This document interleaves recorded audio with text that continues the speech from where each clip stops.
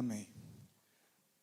Vamos abrir a palavra de Deus no livro de Jonas, capítulo 1.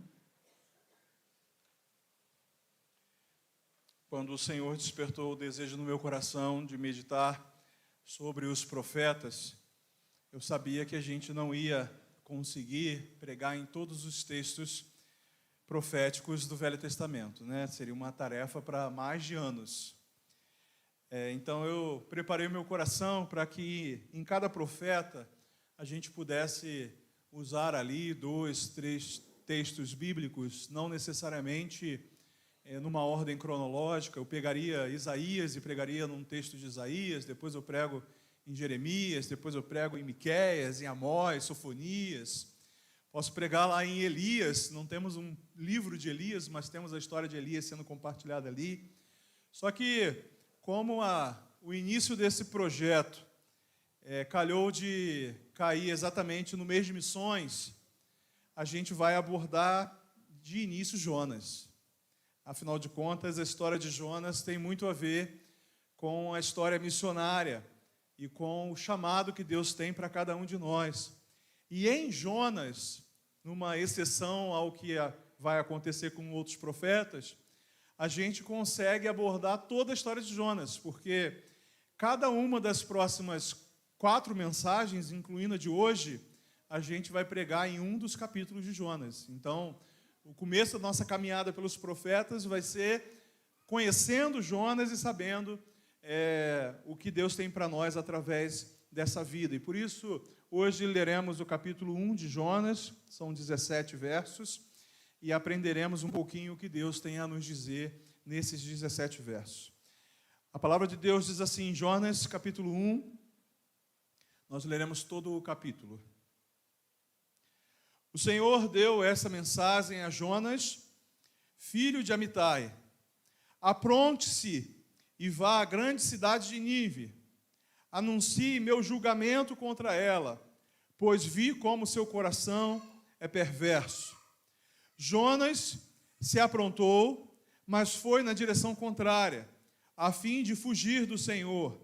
Desceu ao porto de Jope, onde encontrou o navio que estava de partida para Tarsis. Comprou a passagem e embarcou para Tarsis, a fim de fugir do Senhor. O Senhor, porém, enviou sobre o mar um vento muito forte, e caiu uma tempestade tão violenta que o navio estava prestes a se despedaçar.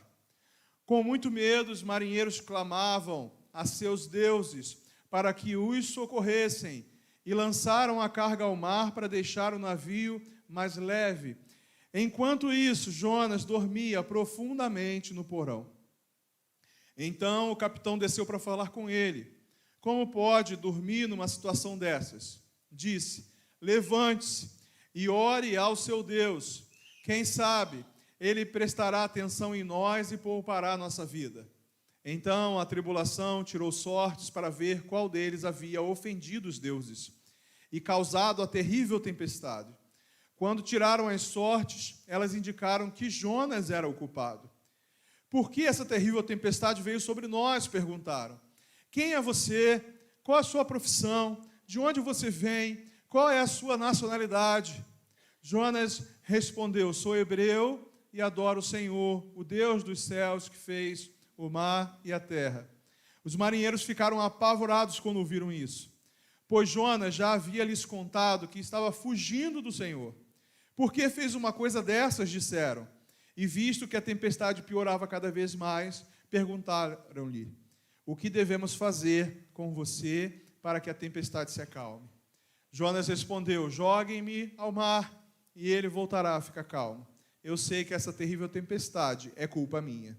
Em vez disso, os marinheiros remaram com ainda mais força para levar a embarcação à terra, mas não conseguiram, pois o mar tempestuoso havia se tornado muito violento. Então clamaram ao Senhor e disseram, ó Senhor, não nos deixes morrer por causa desse homem, e não nos responsabilize pela morte dele. Ó Senhor, tu sabes os motivos por que enviastes esta tempestade sobre ele. Depois os marinheiros pegaram Jonas e o lançaram ao mar, e no mesmo instante a furiosa tempestade se aquietou. Espantados com o grande poder do Senhor, os marinheiros lhe ofereceram um sacrifício e afirmaram o compromisso de servi-lo. O Senhor fez que um grande peixe engolisse Jonas, e Jonas ficou dentro do peixe por 3 dias e 3 noites. Louvado seja o nome do Senhor. Deus, querido Deus, amado Pai, Senhor Altíssimo, diante de Ti nós temos a Sua palavra. E eu quero Te pedir, Senhor, para a minha vida, porque sim, para a minha vida também, e para a vida dos meus irmãos. Eu Te peço, Senhor, fala conosco. Ah, Deus, que a Sua voz seja ouvida de maneira clara aqui essa noite. Em nome de Cristo Jesus nós Te pedimos, Senhor, que não seja eu, mas o Teu Espírito Santo falando aos corações. Ah, Deus, e falando o Senhor, que o Senhor possa encontrar aqui nesse lugar corações abertos à Sua palavra, mentes atentas à Sua voz, pessoas de fato quebrantadas, com o coração aberto para ouvir aquilo que o Senhor tem a nos dizer. Não o que queremos ouvir, Senhor, não o que queremos ouvir, mas o que o Senhor tem a nos dizer. É isso que queremos e Te pedimos isso em nome do Senhor Jesus. Amém? Jonas é um grande desafio para aqueles que acreditam na total liberdade humana. Jonas é um grande desafio para aqueles que acreditam naquela expressão tão conhecida, mas que não está na Bíblia, chamada livre-arbítrio.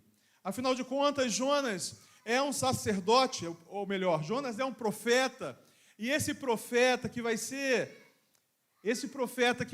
ali levantado pelo Senhor, que foi levantado pelo Senhor, que assumiu o compromisso de ser profeta, que assumiu o compromisso de pregar e falar aquilo que Deus queria falar, que assumiu o compromisso de ser voz de Deus. Esse homem vai ser por nós e pela história da igreja extremamente questionado em suas intenções. Porque uma pessoa que aceita ser profeta, que entra numa escola sacerdotal, numa escola profética, cismei com um sacerdote, que entra na escola profética como Jonas entrava, filho de Amitai, herdando ali um chamado dos seus parentes mais próximos, querendo cumprir a vontade de Deus, agora é questionado por causa dessa história, porque é um profeta que não obedece a Deus. A palavra de Deus, e eu amo isso na palavra de Deus, eu amo isso na Bíblia, a palavra de Deus é recheada com servos do Senhor que fazem as coisas erradas. E eu vou dizer por que eu amo isso, porque é nisso que a gente se identifica. A gente ama o Senhor Jesus e Ele de fato é o nosso Senhor, Ele de fato não tem pecado e é o único na Bíblia retratado como alguém que não tem pecado, porque todos os outros têm os seus pecados e nos mostram que apesar de nossos pecados, a gente ainda pode ter um conserto com Deus.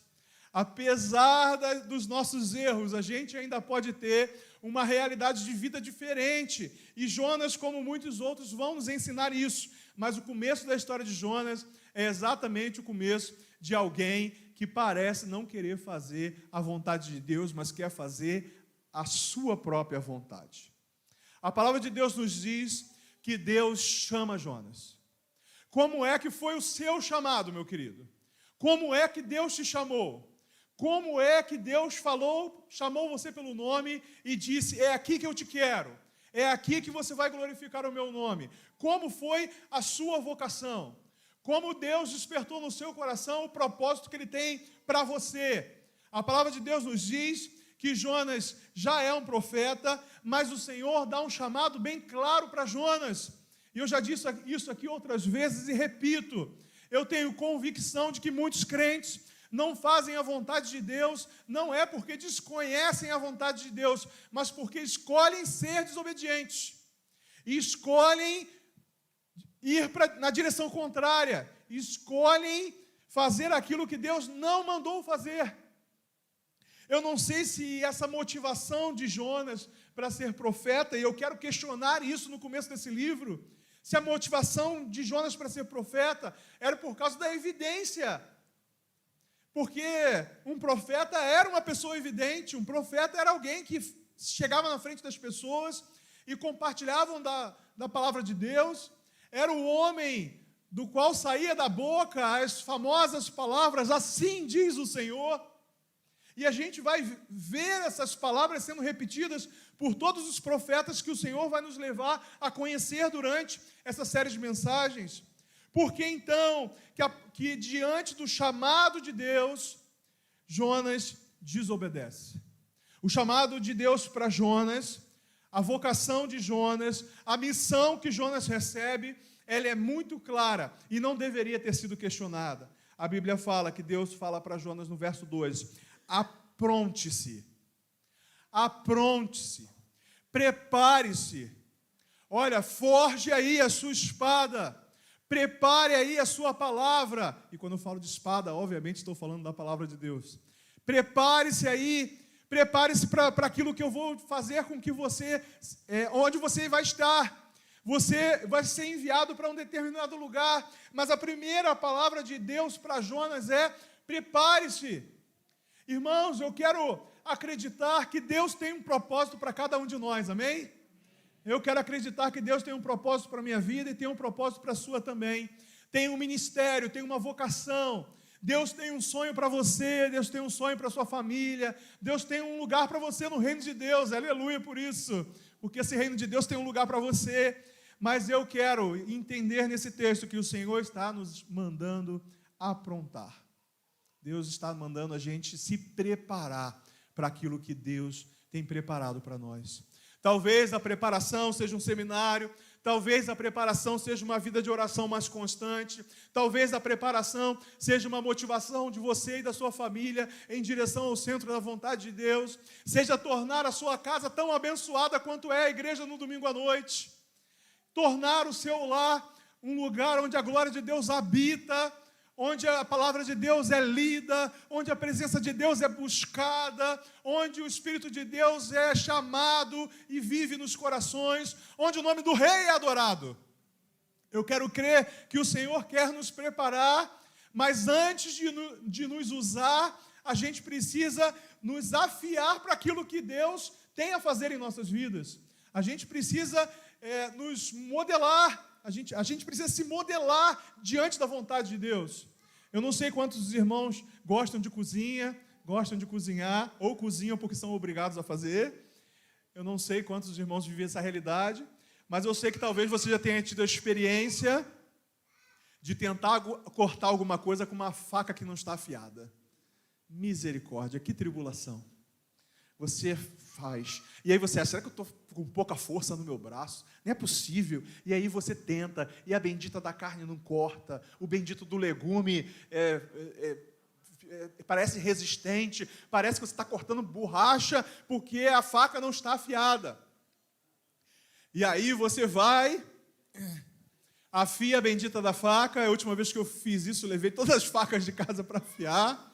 Aí quando volta, dá até medo, né, da faca, né? Parece aqueles comerciais da Ginzo 2000. Só o pessoal antigo vai lembrar, né? Que a faca cortava ferro. Aí você, caramba, olha como é diferente, né? Um instrumento afiado é usado com mais precisão, tem mais poder.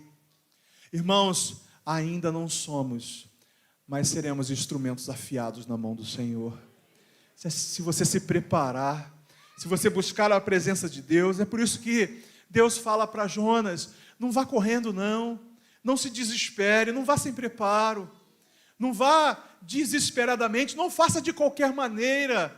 Um dos grandes desafios do reino de Deus é porque às vezes a gente, motivado pelo chamado, a gente quer ir de qualquer jeito, sem oração, sem preparação. Eu lembro com carinho das experiências que eu vivi no Impacto de Carnaval, ali perto da Sapucaí. Algumas vezes eu já contei algumas das experiências para os irmãos.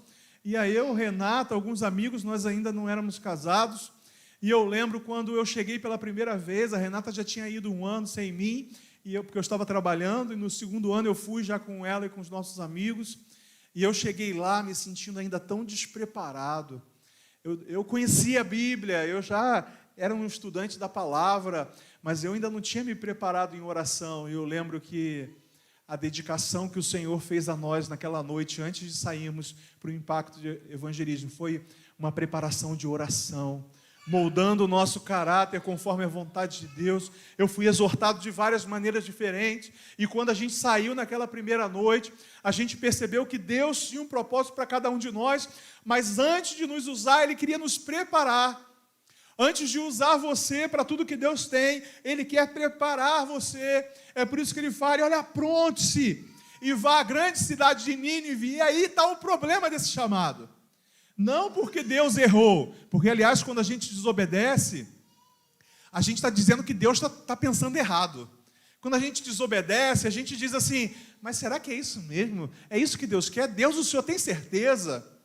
O problema do chamado de Jonas é porque Jonas foi eleito profeta de Israel. Só que Deus não está mandando Jonas para pregar para nenhum povoado de Israel. Deus está mandando Jonas para pregar em Nínive. Nínive é na Síria, é outro país, é outro povo. E a gente pode ter ali dois motivos pelo qual Jonas se impressiona, ou Jonas vai tomar as próximas atitudes da vida dele, porque é Nínive.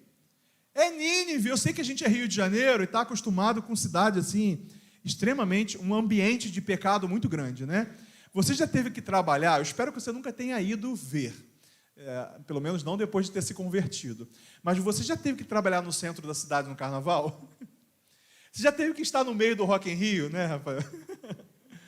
É uma situação complicada, você ser obrigado a estar num ambiente que você se sente descolado, por mais que você goste de música, por mais que você goste de um ritmo aí um pouquinho mais batido ali no tamborim, sei lá se você gosta ou não, mas você está no centro da cidade. E eu já cheguei no centro da cidade, sábado de manhã, sábado à noite, já trabalhei em todos os horários possíveis no centro da cidade, no período de carnaval. Eu me senti assim: Senhor, eu estou completamente descolado nesse ambiente. Eu me sinto um peixe fora d'água. Eu lembro quando eu fiz essa oração, subindo ali a Marechal Floriano para chegar na Rio Branco, passando ali em frente àquele quartel do Exército ali, eu fiz essa oração: Senhor, estou extremamente descolado. E aí Deus falando comigo: mas eu não quero que você esteja descolado, eu quero que você seja luz em meio às trevas. Desafio de ser luz em meio às trevas. Nínive era treva, uma cidade perversa. Esse texto vai dizer que o povo era mau. A história conta que o povo de Nínive era osso duro de roer, gente que fazia mal aos seus inimigos e fazia mal ao próprio povo, que sacrificava seres humanos em troca de seus deuses, homens e mulheres violentos, pessoas que não queriam saber de Deus. Talvez esse tenha sido um dos motivos que fez Jonas recusar, porque Jonas tinha medo. Pode ser? Será que Jonas tinha medo? No final do livro a gente vai ver que não é bem medo, não. Não é medo que impacta Jonas, mas será que bateu ali um medinho no coração deles? Eu lembro uma vez que eu estava indo para evangelizar, numa época que o aço estava bombando, e a Igreja Batista da Vitória fez um grupo para que a gente fosse evangelizar no aço. E aí eu, jovem, né, tinha lá meus 21, 22 anos, isso há 20 anos atrás, e aí um dos jovens que estava indo lá para fazer o evangelismo no aço, perguntou assim: Pastor Almeida, ainda está lá, né, vai fazer 30 anos de ministério em outubro, Pastor Almeida, e se a gente levar um tiro e morrer? E aí o Almeida, com toda a paciência dele, com sotaque que eu não vou conseguir imitar, diz assim: Ô meu querido, se morrer vai para a glória. Preparado, afiado, para o que der e vier, servo do Senhor obediente, para aquilo que Deus mandar. Onde o Senhor mandar, ali estarei. Esse é o servo fiel.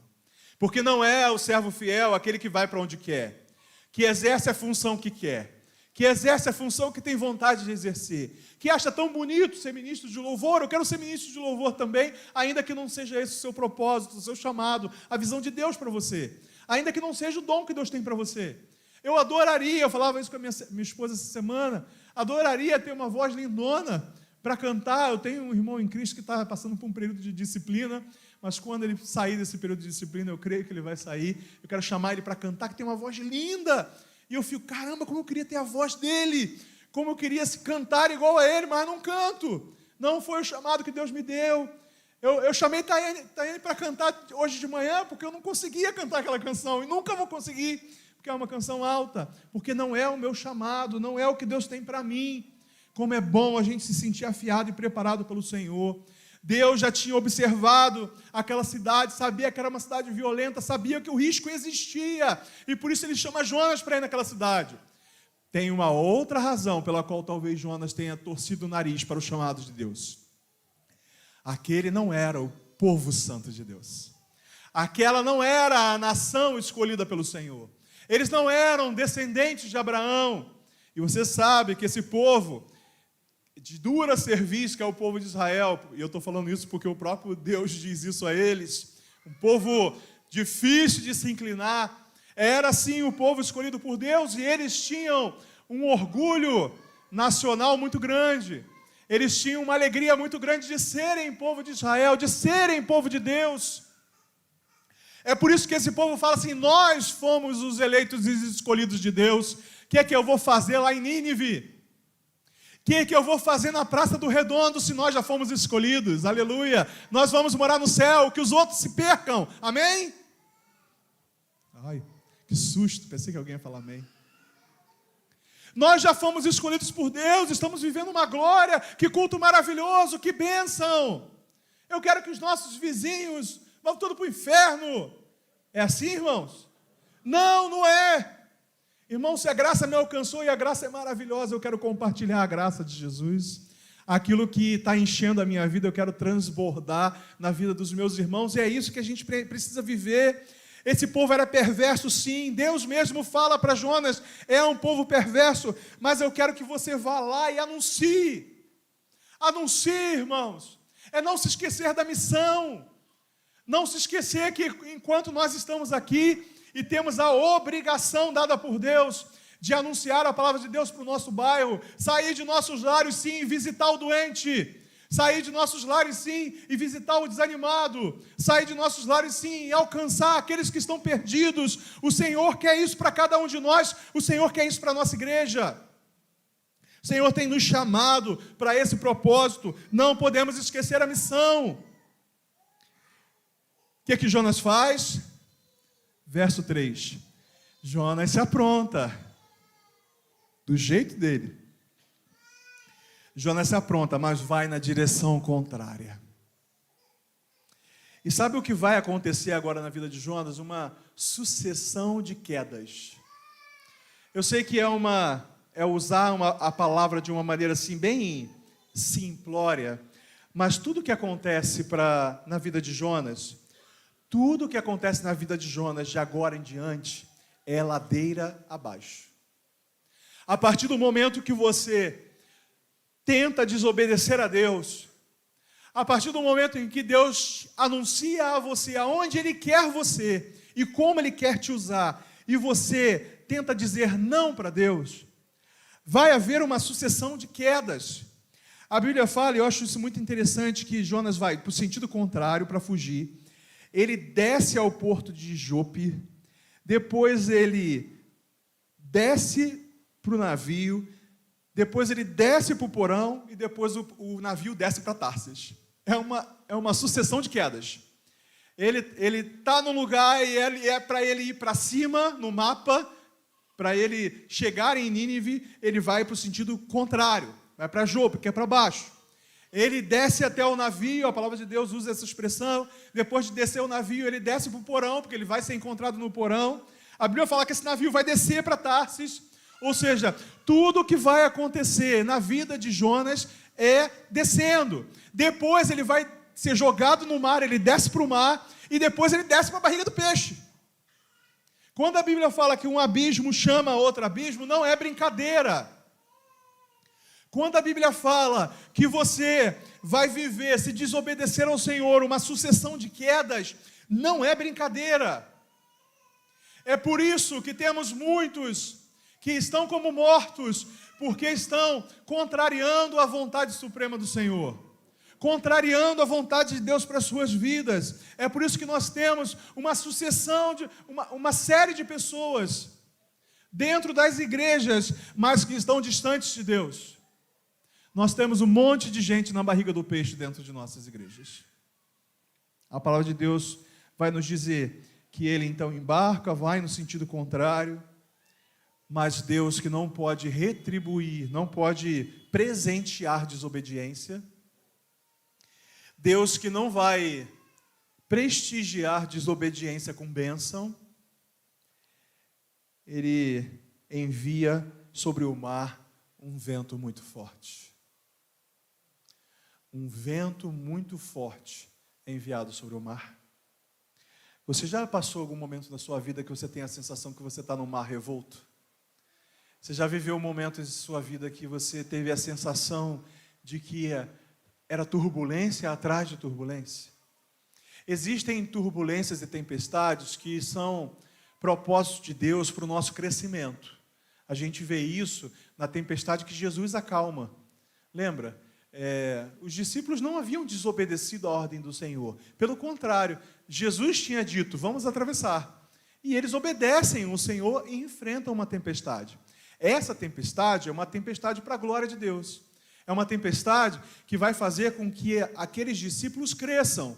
Se não fosse essa tempestade e não fosse Jesus estar nesse barco, lá no Novo Testamento, nós não teríamos em nossa Bíblia aquele texto maravilhoso dos discípulos perguntando uns aos outros, quem é esse que até o vento e o mar lhe obedecem, né?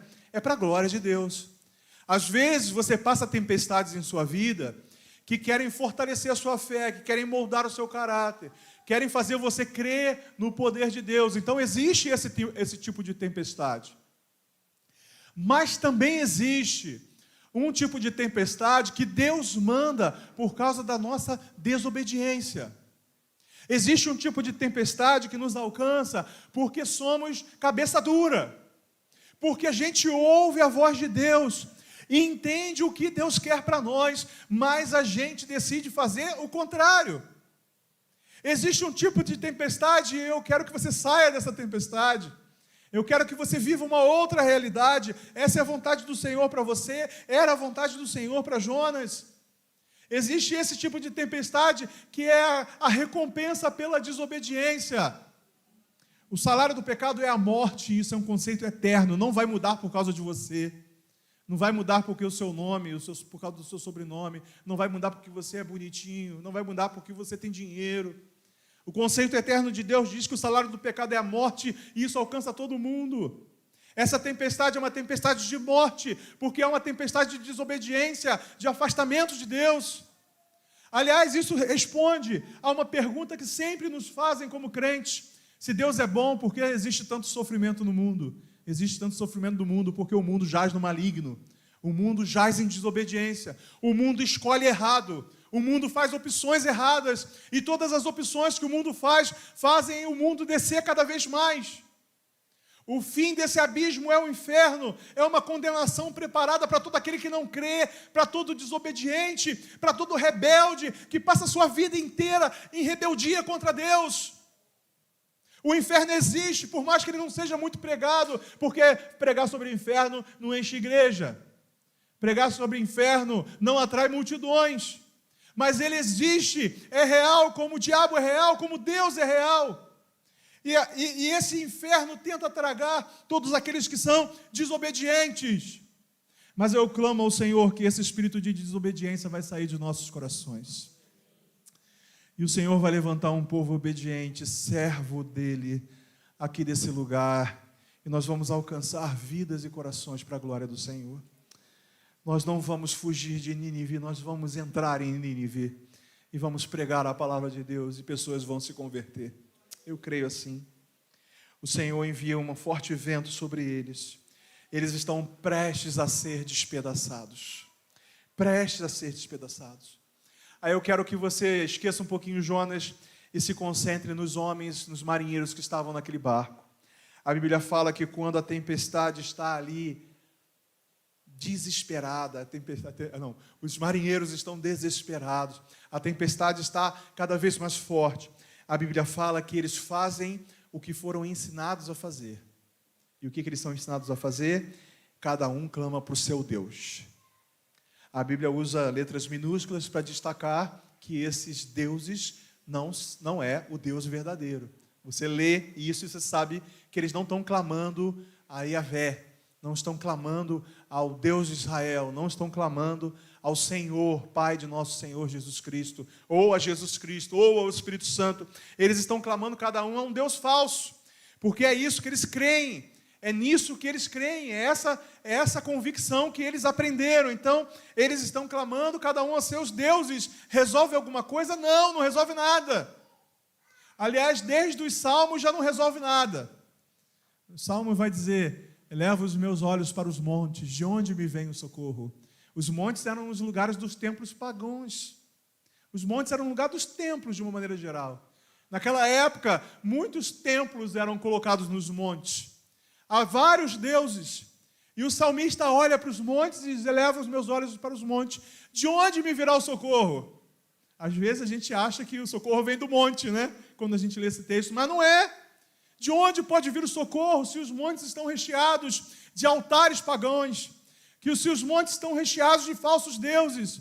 Se hoje, na nossa realidade, aquilo que está à nossa vista são tudo altares a outros deuses e a falsos deuses. É por isso que o salmista vai dizer: não, o meu socorro vem do Senhor, que fez os céus e a terra. O meu socorro não está no monte, o meu socorro está no Deus que fez o monte. O meu socorro está no Deus que fez os céus e a terra. O meu socorro vem do Senhor. Eles estão clamando, elevando os olhos deles para os montes, lembrando de seus deuses.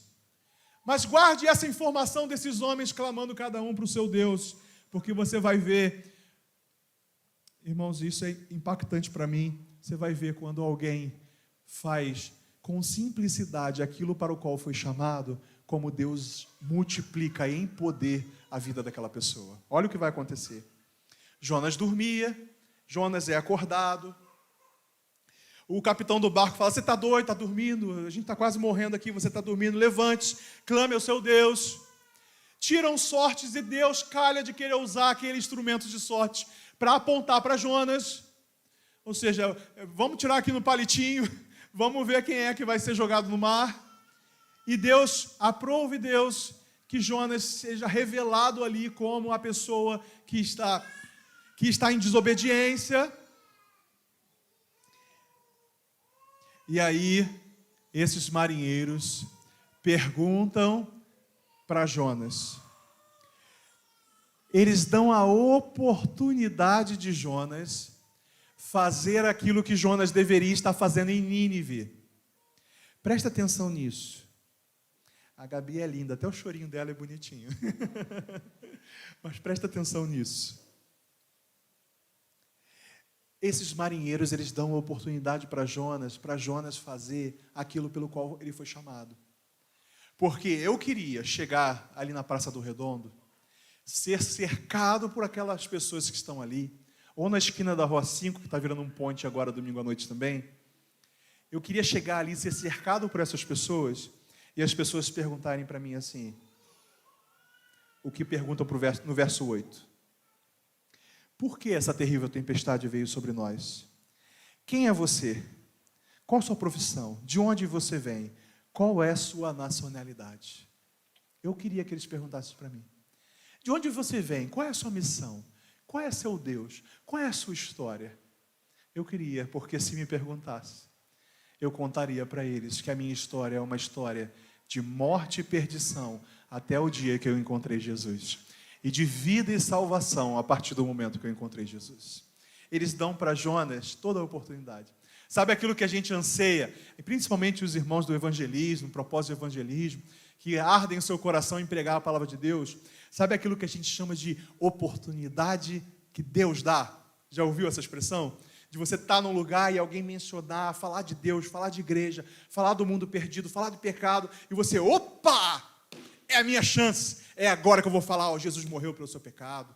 Quando a gente vai nos trabalhos de evangelismo, é a gente buscando essa oportunidade, mas às vezes essa oportunidade cai no nosso colo, a gente está no trem, está no ônibus, está no BRT, e de repente alguém começa um papo, e aquilo ali pode virar, sim, uma oportunidade de ganhar aquela pessoa para Jesus.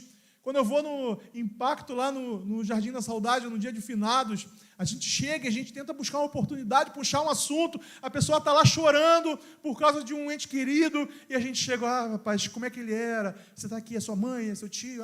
Me conta um pouquinho dele. Rapaz, eu quero te contar sobre alguém que morreu também, e eu vim aqui por causa dele. A pessoa acha que eu vou vir por causa de algum defunto, né? Eu não vou visitar cemitério por causa de defunto nenhum, até porque os meus que morreram com Jesus estão na glória, não estão no cemitério. E aí, eu falo, rapaz, eu quero te contar também sobre a história de alguém que morreu. É parente seu? Então, se tornou meu pai. Eu quero falar que ele morreu, mas ele não morreu assim da doença, do acidente, do tiro, igual essa pessoa aí que você me contou, não. Ele morreu na cruz para me salvar e para te salvar também. Irmãos, isso é buscar a oportunidade, mas o que acontece aqui é que a oportunidade cai no colo. Aí Jonas fala, eu sirvo ao Senhor, o Senhor que fez todas essas coisas. Aí eles ficam espantados, mas olha o que Deus faz através das palavras de Jonas. Deus coloca nas palavras de Jonas um poder tão grande, as palavras de Jonas são tão simples. Jonas não prega, Jonas só responde as perguntas. Jonas só responde quem ele é, o que ele faz. Ele sou profeta, eu sirvo ao Deus vivo. E olha a transformação que isso vai acontecer na vida desses marinheiros. A palavra de Deus fala que quando eles finalmente decidem que precisam jogar Jonas no mar, há poucos instantes atrás eles estavam olhando para os montes, há poucos instantes atrás eles estavam clamando a cada um ao seu Deus.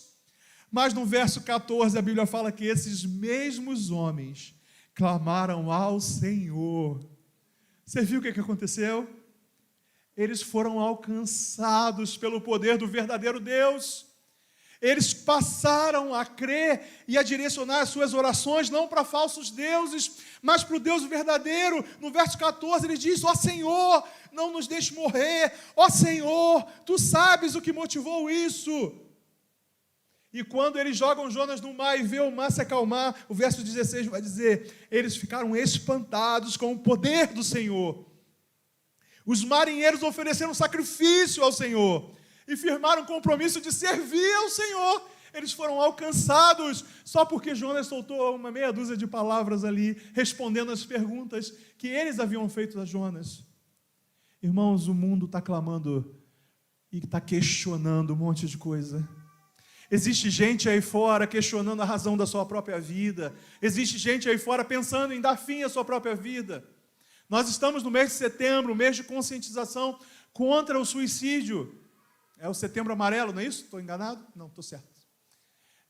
Tem gente aí pensando em se matar, porque não encontra um propósito na sua vida, e nós precisamos ser usados por Deus, ainda que seja para trocar meia dúzia de palavras, para que Deus multiplique essa semente no coração dessas pessoas, e elas encontrem razão de viver em Cristo Jesus. E Deus quer usar você, como profeta dessa geração, como homem e mulher de Deus, que vai se levantar em meio a uma geração perversa, e vai fazer com que falsos deuses não sejam mais adorados, mas que o nome do Senhor Jesus seja adorado. Deus quer usar você. Quantos aqui nesse lugar querem ser usados por Deus? A palavra de Deus nos diz que eles afirmam um compromisso de servi-lo. Queria chamar a Suelen aqui à frente. Nós vamos louvar o Senhor daqui a pouco. A Bíblia fala no verso 17: o Senhor fez com que um grande peixe engolisse Jonas, e Jonas ficou dentro do peixe por 3 dias e 3 noites. E eu quero fazer uma pergunta bem sincera para você, você não precisa me responder, responde para você mesmo. Por desobediência a Deus, quanto tempo você está nessa barriga desse peixe? Quanto tempo você tem passado aí em meio a essa escuridão? Quanto tempo você tem vivido em meio a esse caos de desobediência?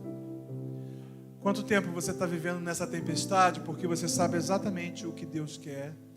Deus já está mandando você se preparar. Deus está mandando você se aprontar. Deus está querendo que você aproveite as oportunidades de alcançar outras vidas. Missão é isso. A missão de Deus é essa. A missão que Deus tem para nós é essa. Eu não sei qual é o seu Nínive. Se você sonha morar na Alemanha, mas Deus quer te mandar para o Borel. Se você sonha morar na Europa, mas Deus quer te mandar para ser pastor na Vila do Céu. Eu não sei se Deus chama você para ser missionário no Sul. Se Deus quer chamar você para onde você estiver, você ganhar para Jesus, você trocar meia dúzia de palavras e ser usado por Deus. Se pelo menos os seus vizinhos da frente, da direita e da esquerda forem alcançados, você já alcançou seus marinheiros, você já alcançou aqueles que estão ao seu redor, o vizinho de trás. Qual é a sua Nínive? E o que você tem respondido diante do chamado de Deus? Meus irmãos, eu sei que nessa hora muita gente se envergonha, mas eu não me envergonho, eu sou o primeiro que está de pé. E eu quero convidar primeiro você que quer a partir de hoje atender o chamado para essa missão. Lembrai-vos da missão de Deus, mas não somente lembrai, atenda ao chamado do Senhor. E se Deus está mostrando para você essa noite qual é a sua Nínive, e você não quer seguir o caminho contrário, se Deus está mostrando para você qual é a direção e você não quer parar na barriga do peixe, você não quer viver essa tempestade, se você tiver que viver alguma tempestade, que seja uma tempestade de provação do Senhor, para provar o poder de Deus, mas não uma tempestade de desobediência. Se essa noite Deus está te convocando à missão, e pode ser qualquer missão, aqui em Cosmos, no Paraguai, na Argentina, na Amazônia, no Nordeste, não sei qual é a missão que Deus tem para você, mas se essa noite você quer atender ao chamado do Senhor positivamente, eu quero, antes de orar, eu queria que você se colocasse de pé diante do Senhor, declarando: eu vou dizer sim para o chamado do Senhor. Eu vou dizer sim para aquilo que Deus está fazendo. Eu estou de pé porque eu estou dizendo: sim, Senhor, eu vou atender o seu chamado. Onde quer que o Senhor esteja, eu ali estarei. Onde o Senhor quiser, os meus pés estarão.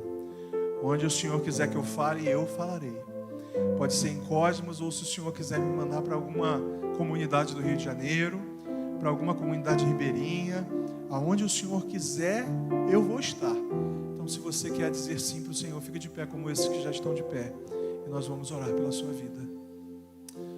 Ó Senhor, contempla seus servos que agora de pé dizem sim para o Senhor.